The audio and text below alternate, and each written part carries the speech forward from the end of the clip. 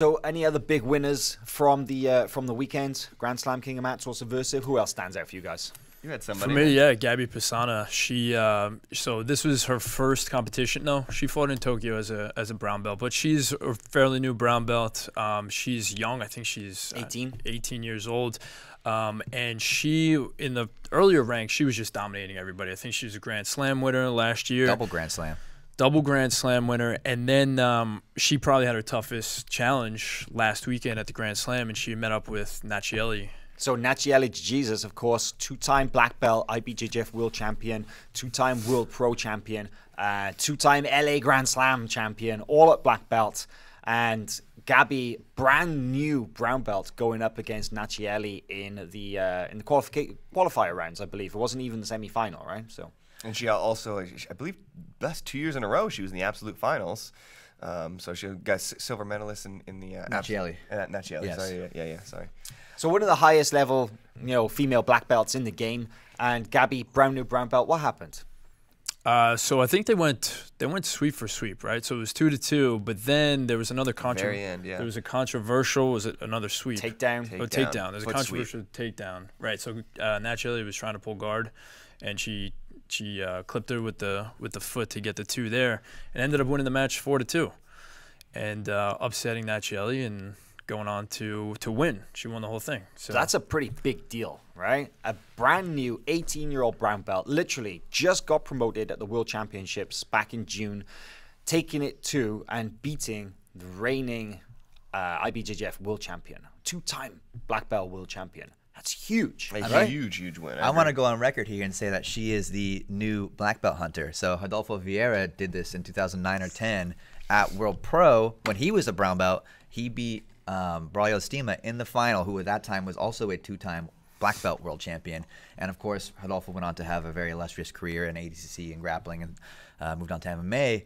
Gabi Pessanha is right there as well. Brand new brown belt, taking out the most elite of women's black belts. We can really only predict big things, I think, at this point. Yeah, I mean, we already, marked her out as a talent to watch. Yeah, she's already one of those athletes we see a lot of promise, but to deal with a test that tough so early in her career and pass, let's be honest. Regardless of how it happened, a win is a win, right? They took a hard look at that instant replay as well, because at UAE-JJF they call it the Falcon's Eye. They have the replay. They have this big flat screen TV. Yeah, big flat screen TV right next to the mat. And at the end of the match, there was a little bit of doubt over that final call. So all 3 referees go over, they replay it, point stand. So can't take that away from her. A win is a win, right? But I mean, for me, it opens up the huge question of where do you go from there, right? She's going to have to obviously put in her time as a brown belt. She needs to stay 1 year.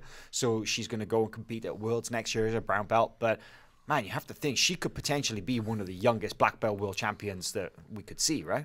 Absolutely. What's amazing to me too is that she trains down in a favela, right, in Brazil. Like, who is she training with? Who are her partners? Who is she getting these reps in with? Now, she's a well-built young lady, so I'm sure she's got some male training partners that she's getting the reps in with. But I don't know. I don't see how she can rise to this level, beat a black belt world champion already. She's 18 years old and she's training in a relatively small school down in Brazil. Just goes to show that sometimes special people emerge from, just the most unexpected of circumstances or situations, right? She comes from a good team in fight. They're not a small team. They have an international presence. But you're right. It is a small gym. It's in a favela. Her coach, Marcio Gideas, he's a well-known figure on the scene, the local Rio scene, and he's a referee that we see a lot as well. But she's by far the biggest name to come out of that team. We've heard rumors that that other teams have approached her and asked if she would like to join the bigger squads, but she seems pretty content to stay with those guys. Something's working clearly. So well, of course we talked a lot about that last week, switching teams or guys getting poached from other teams and stuff. And it sounds like you said that people have already approached Gabi. Do you think that she'll probably stay? Do we have any other insight? I mean, I think as long as she's winning, I think it makes sense to stay. Yeah, but she seems pretty content to stay. That's a lot of points, right? A brown belt who's potentially on the verge of black belt and has been winning everything at purple belt and now brown belt. So that's that's potentially, Gabi could potentially bring in 2 gold medals at a place like a world championship. So that's a lot of points. She does seem pretty content to stay, and I think there is a certain loyalty, a team loyalty there that is stronger than simply, oh, it's part of the team. Because I don't know if you guys remember at the last World Championships when Gabi was in the purple belt finals, and they have that huge squad, and they're all singing the songs, favela, you know. True, they do seem And they had the pretty flag tight. there. Right, exactly. So Gabi, did you have to tell them to calm it down? Calm it down a little bit, guys. Stop climbing over the barrier. Get back. Get back. Yeah. That's one of my favorite photos from the event is that I had the whole crowd going crazy with the flags and singing, and she's on the mat covering her face. Has she ever fought Elizabeth Clay? Probably not, right? No, I don't think they've ever crossed paths because Liz is a fairly new purple belt, and Gabi got bumped up to brown. That would be a great match, though. Is it too soon to ask for Gabi versus Tayani? Oh, well, think about it. A little too soon. Way off, yeah. But in absolute, it's always Nathiely and Tayani in the final, right? True. And for a long time, Tayani was the brown belt, beating black belts too. Well, you know, Tayani and Gabi actually share a lot in common as well. They're from the same neighborhood in Rio de Janeiro, and Tayani did start off with a relatively small team as well.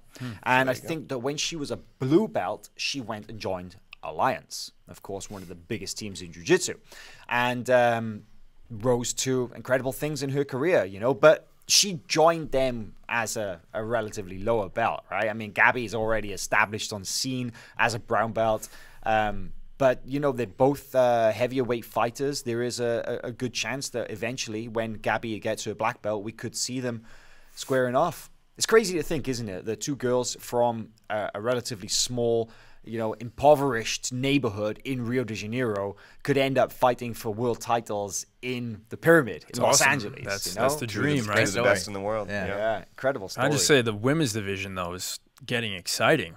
So who else do we see this weekend? Gabi McComb had a huge win over Bianca Basilio. So Gabi McComb, new black belt, was promoted by Leticia Ribeiro this summer at some point.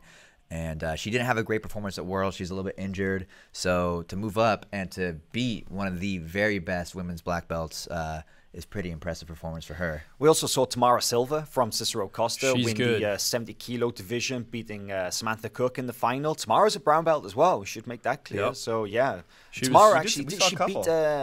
Raquel Canuto on the way through to the final as well? Yeah, she did. Raquel kind of got hurt. She hurt her shoulder a little bit. Kind of injury default. But she did get to the final and then beat Sam Cook in the final. Also, Maisa Bastos was just on another level. No one can touch her, it seems. Right. I think she is just head and shoulders above the rest. It's kind of tough to see anybody beating her, especially at that weight class, right? Because she's like roosterweight, stroke light featherweight. Aren't that many girls out there, I think, who've got an answer for Maisa. So. Yeah, 49 kilograms is a little bit of a small division. But I do agree. I mean, a lot of new blood in the female black belt divisions. Those divisions are really starting to fill out with a lot of the additions of these new brown belt girls who are just getting promoted and stuff. So